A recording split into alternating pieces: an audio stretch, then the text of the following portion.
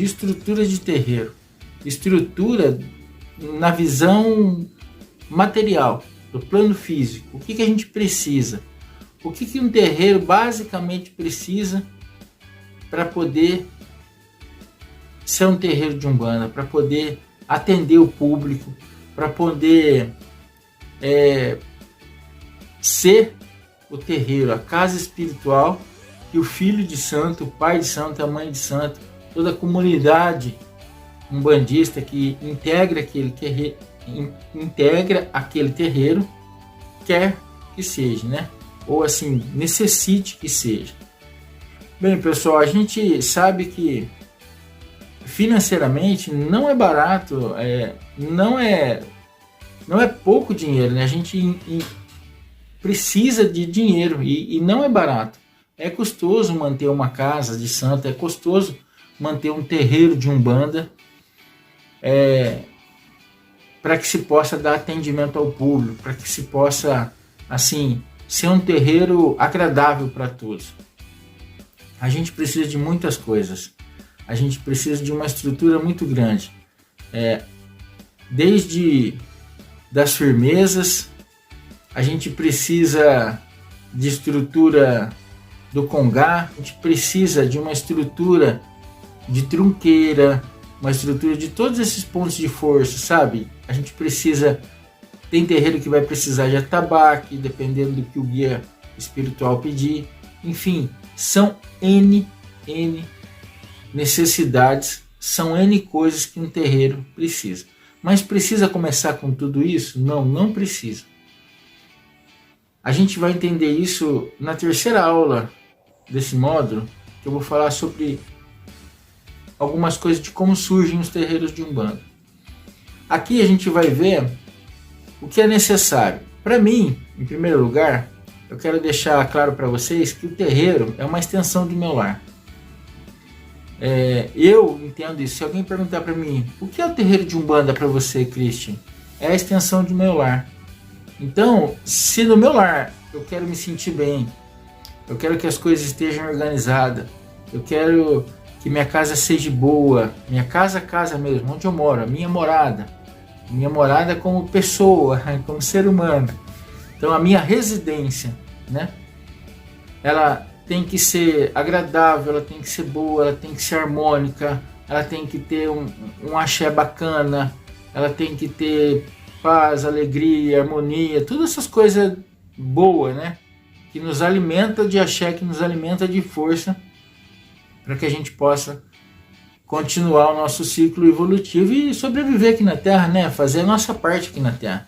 Não adianta nada você ter ali uma residência, um lar, onde você mora, convive com seus familiares, seus filhos, enfim, com todos os integrantes que fazem parte da sua residência, do seu lar, de uma maneira desarmônica, com brigas, com casa bagunçada, desorganizada, com um monte de problemas, né? Problemas financeiros, enfim. Tudo isso leva a coisas que não são bacanas. Essas coisas não nos levam à união.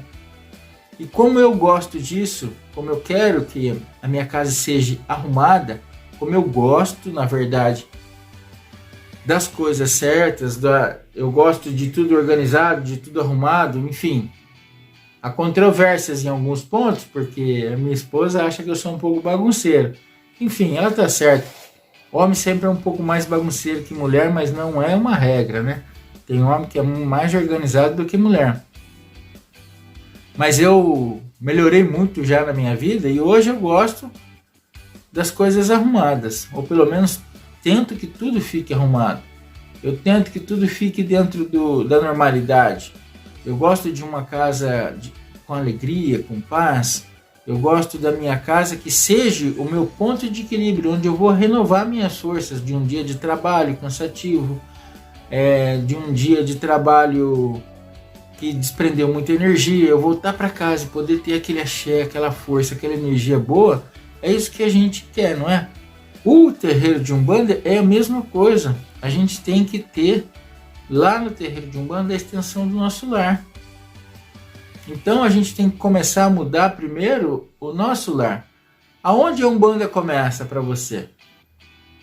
Se alguém te pergunta isso, onde a Umbanda começa? No terreiro de Umbanda?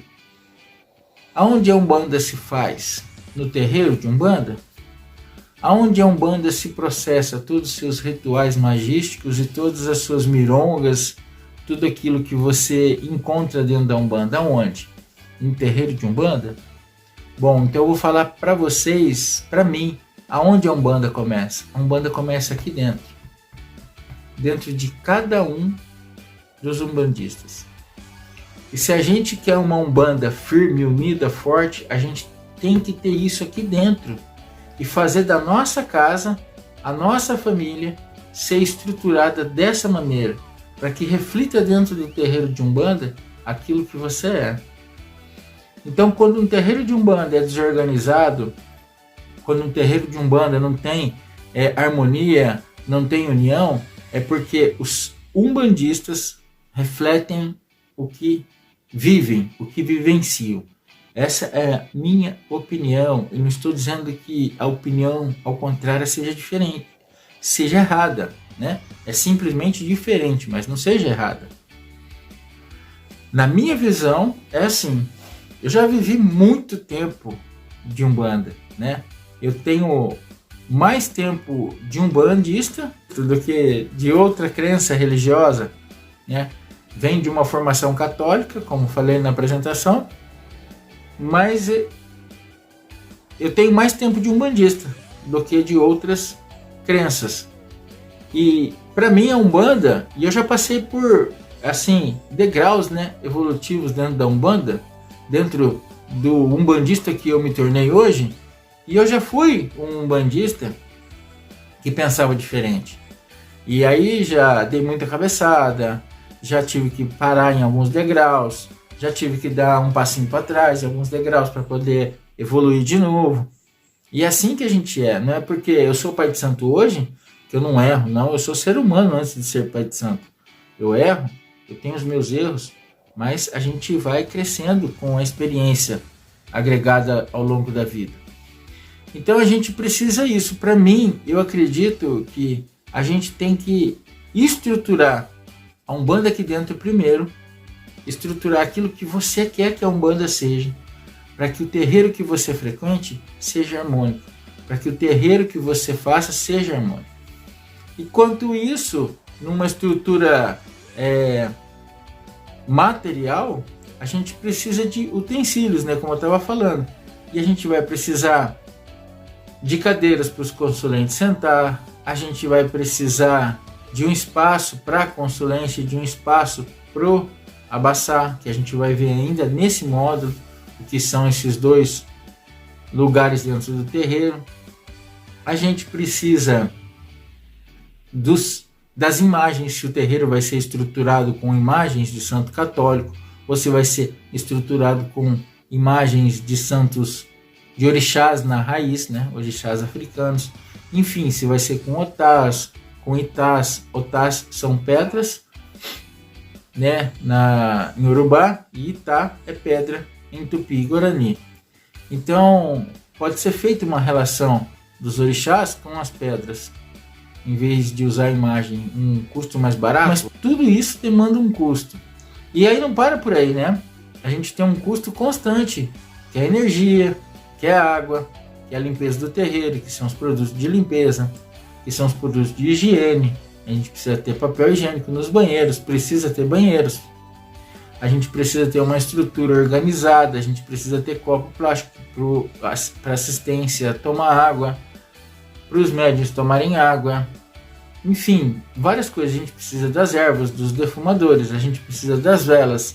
São N coisas que eu nem relacionei para dizer para vocês, mas que eu estou trazendo para vocês algo aqui que eu não vi em nenhum curso de Umbanda falando dessa importância da gente parar e pensar e raciocinar que a gente tem que fazer essa estrutura material ser harmônica, ser firme, ser forte, para que a nossa união aconteça. Né? Já pensou um terreiro de umbanda desorganizado? Não tem vela.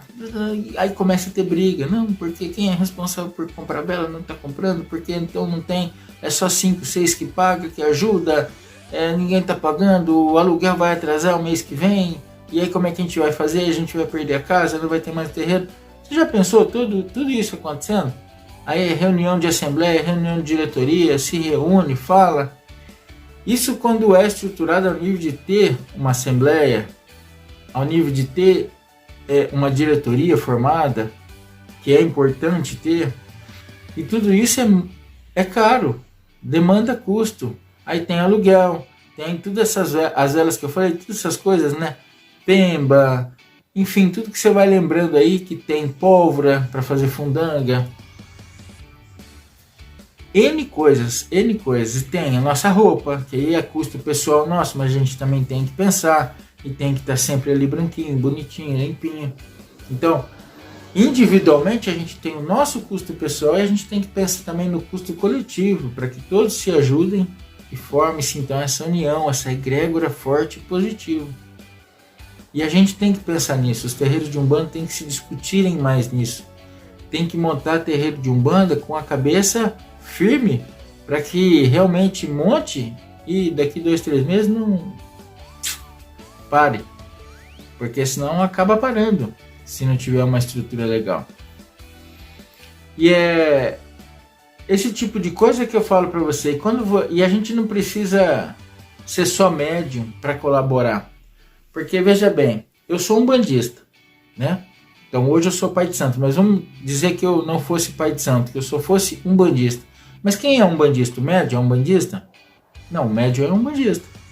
Mas para ser um bandista eu preciso ser médium? Não, você não precisa ser médium para ser um bandista. Então o consulente é um bandista? O consulente é um bandista. Aí ele vai na Umbanda e volta para casa. Ele vai lá para receber. Ele vai lá para receber. Ele vai lá para receber. Ele vai lá para receber. Mas todos nós temos direitos e deveres nas nossas vidas. O umbandista também tem direitos e deveres. Sabe, um bandista parece que vai só com uma mão assim, ó, só para receber. A que vai doar, ele esconde, põe para trás do bolso, põe aqui, não sei, não quer nunca tirar, só quer receber, nunca quer tirar, só quer receber. E todos nós temos direitos e deveres. Qual é o direito da pessoa que vai lá tomar um passe, que é chamado de consulente, que é chamado de assistência? Ou seja, o consulente, o umbandista que não é médium, que não está lá trabalhando com a sua mediunidade, que não é filho de santo da casa, que não é pai nem mãe de santo. Então é o consulente, é a pessoa que vai lá se consultar na Umbanda, mas é um bandista. E como umbandista, todos nós, como eu já falei, temos direitos e deveres. Qual é o direito do umbandista? É de poder ir no terreiro de Umbanda, de ser acolhido, de receber amor, de receber toda a energia positiva, de receber o axé, de receber tudo aquilo que traz. E qual é o dever do umbandista? É no mínimo retribuir em gratidão, retribuir em amor, retribuir em bons pensamentos, retribuir em não levar desordem para um terreiro. Como assim desordem? O consulente pode levar desordem? Sim, gente, olha, eu vou abordar alguns assuntos aqui que às vezes não sejam tão confortáveis, mas é necessário. Veja, tem consulente que vai, você já deve ter visto na sua casa, você já deve ter visto isso no seu terreiro, que é aquele consulente que briga porque a dor dele é maior do que a do outro e ele tem que ser atendido primeiro, ele não pode esperar, ele tem que acontecer. E às vezes nem é por isso, é por causa que ele precisa assistir a novela que vai atrasar, então ele não pode esperar. Tem N fatores. E isso não é legal, sabe?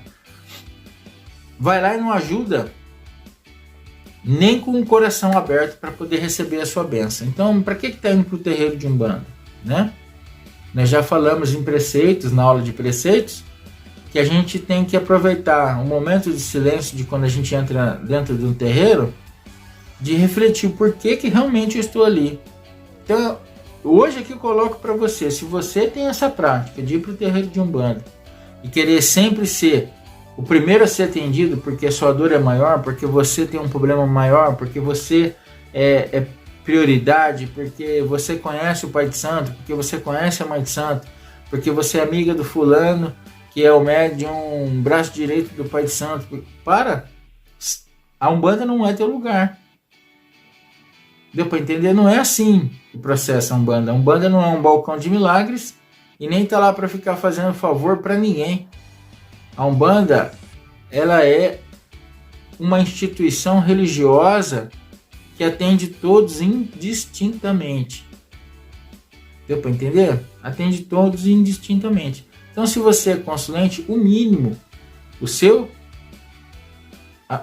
dever, no mínimo, é ir lá com o coração cheio de amor para poder doar. E se precisar esperar, se você vê que tem alguém realmente necessitado aí, espera. Nem que a sua senha, a sua fichinha de atendimento seja primeiro do que daquela pessoa. Deixa ela passar na tua frente. Vá lá com o coração aberto, com amor. Agora, se toca no teu coração que você pode ajudar de uma maneira diferente, que você pode doar algo. Hoje eu posso doar R$10. Então doe R$10 para o terreiro, que você sempre passa, que você sempre recebe um amor, que você sempre recebe um acolhimento, que você sempre recebe o que é bom. Doe, não precisa ficar esperando pedir, fazer rifinha. E ainda mesmo assim, não dá para comprar meio número só? Porque hoje, gente, como um bandista tem medo de dar dinheiro, porque parece que tudo tem que ser na caridade, né? Tudo tem que ser na caridade. É algo tipo assim, é um tabu colocado na cabeça do bandista, que se envolver dinheiro dentro do terreiro, pronto, acabou a caridade, acabou as bênçãos, o orixá não vai fazer mais nada. Depende do que é envolver dinheiro. Se for envolver dinheiro de uma maneira promíscua, de uma maneira errada, cobrar para consulta, aí eu já não concordo. Aí já não é legal, né? Agora, se for porque eu quero doar como consulente, como um bandista que eu sou, eu vou lá com meu coração aberto, cheio de amor para doar, mas naquele dia eu tenho condição de doar 10, 20, 30, 50 reais, doa. Doe e não fica mais pensando nisso, faça de coração. Se você pode doar o seu serviço, fiquei sabendo que aqui na casa que eu frequento, eles estão precisando de encanador, porque está com um problema sério de encanamento. Olha, eu posso vir aqui no final de semana. Será que eles aceitam a minha ajuda? Vai lá, espera terminar a gira, conversa com alguém e doa. Doa o seu tempo, doa o seu serviço. Isso é a melhor coisa que você pode fazer. Sabe o que vai te acontecer, gente? Vou falar, o orixá não vai vir te dar nada não que você precise, mas quando você faz sem esperar nada em troca, quando você faz de mente aberta e de coração aberto, as bênçãos chegam no momento que tem que chegar e chega. Mas chega mesmo bonito, linda. Vai vir, vai assim, ó, derramar no seu ori. E vai acontecer. E é assim que a gente tem que pensar. A Umbanda trabalha desse jeito. Quando a gente carrega a Umbanda aqui dentro e organiza ela primeiro aqui, aí sim a gente monta um terreiro maravilhoso. Aí a gente estrutura a sua residência, o seu lar, a sua casa. E aí você leva isso para o terreiro e faz um terreiro bacana. De uma maneira estruturalmente, né? De uma maneira de estrutura material firme, forte. É isso que precisa. Não precisa de pessoas que vão lá para ficar falando do vizinho, disso, daquilo outro. Você viu o que aconteceu com esse, com aquele? Isso eu estou falando no geral, tanto médiuns quanto consulentes. Não precisa. Isso não forma estrutura material, física aqui no mundo boa, em nenhum lugar. Isso serve para o seu serviço, para a sua casa, para o clube que você frequenta. Cuida da tua vida e cuida daqui, ó, de dentro de você. Organiza as coisas aqui dentro. E aí vamos montar um terreiro de estrutura física bacana. Sabe, aí parece que até acaba esses problemas financeiros, tudo começa a se organizar, tudo começa a se acertar. Os olhos nossos começam a ver diferente as coisas. A gente deixa os problemas mundanos de fora e a gente passa a conseguir se entender melhor e a gente faz um terreiro bacana, a gente se estrutura melhor. Então, o que eu quero deixar aqui nessa aula, estrutura material de um terreiro, não depende só de pai e mãe de santo. Não depende só de filhos e filhas de santos, de médiuns, depende também de consulentes. Todos são umbandistas. Todos dependem daquela casa de caridade. Todos dependem do axé, da bênção dos orixás. E é todos que vão construir uma casa firme e forte. Não é só o pai de santo e a mãe de santo que vai construir, não. A luta deles é grande. É deles que vai vir o exemplo. É deles que vai vir a conduta ética e moral pautada nos ensinamentos de Jesus, dos orixás, de Olorum, das entidades. É dos médiuns que vai vir o reflexo do espelho que são os pais e as mães de santos e assim transferir para os consulentes. Mas são também os consulentes que vão emanar amor, emanar força, axé, e aí vão estar ajudando todo como uma coletividade. Todo mundo se ajudando, todo mundo fazendo esse princípio que eu estou dizendo aqui. Primeiro ir lá, com a mente, com o coração aberto, emanando amor e bons pensamentos. E depois se ajudando dentro da possibilidade das condições de cada um. Não tem por que esse terreiro passar por dificuldades. As coisas vão acontecer e vão trilhar um caminho espetacular de sucesso, de felicidade, de alegria, de bênção, e vai conseguir prosperar, pode ter certeza, viu? Então é isso, o que eu quero deixar claro é isso, é que todos que frequentam uma casa são umbandistas e têm os seus direitos e têm os seus deveres, e o dever é ajudar, da forma que puder. Não posso com nada, estou passando uma necessidade horrível na minha vida, então ajude com amor, ajude com bom pensamento. Pare de ir lá falar que o seu problema é maior do que o do outro. Porque não é. Não tem dor maior ou dor menor. A dor incomoda todo mundo. Né? Então pare de pensar. A dor da matéria é grande, incomoda. Seja ela qual for. Seja uma unha encravada no dedão, ou uma doença mais grave, ou um problema que você está passando maior do que o do irmão.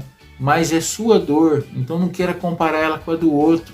Respeite a do outro e leve amor. Quando você leva amor, carrega bom pensamento, a sua dor fica pequena. Eu acho que é isso que eu queria falar. É algo novo. Eu tenho certeza que nos próximos cursos as coisas vão melhorando, mas é algo novo. Mas eu acho que eu consegui passar aqui a minha visão e consegui passar o meu recado, aquilo que eu queria passar. Eu acho importante isso, a gente tem que entender que o terreiro começa aqui dentro, depois no nosso lar, na nossa casa, onde moramos, com a nossa família carnal, nossa família sanguínea, e aí a gente leva isso para o terreiro e faz uma família espiritual, uma família de axé muito, muito poderosa, se a gente tiver esse pensamento, tá bom? Um grande axé para você.